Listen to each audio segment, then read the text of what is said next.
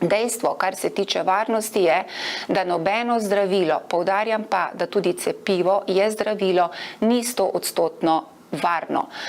V Sloveniji imamo tudi svoj regulatorni mehanizem, Agencijo za spremljanje kakovosti nadzora, s kratico rečemo JAZMP, ki spremlja varnost zdravil, ki so v uporabi in seveda tudi vse morebitne dogodke, ki sledijo po uporabi določenih zdravil. Na evropskem nivoju pa je to Evropska agencija za zdravila, s kratico EMA. Definitivno takrat, ko so kandidatna cepiva v predregistracijskih postopkih, v tako imenovani fazi kliničnih raziskav, ki se preizkušajo na več 10 000 oseb, ne moremo vnaprej napovedati vsega, kar lahko sledi cepljenju. In zato mi rečemo, da se varnostni profil dopolnjuje in seveda se pridobivajo nove informacije, ko je cepljeno več 100 milijonov, več milijard ljudi.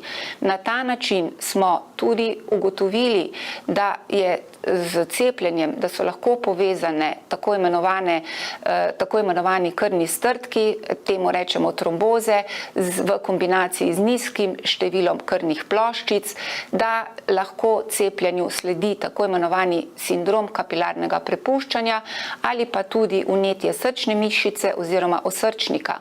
Govorimo o teh tveganjih v statistiki približno 1 na 100 000 cepljenih do 1 na 500 000 cepljenih. Seveda, če kdo od posameznikov, ki so se cepili, utrpi ta neželjen učinek, je za tistega in za njegovo družino to 100%, kajti v statistiki smo vsi samo številke, ampak nekomu smo lahko v svet.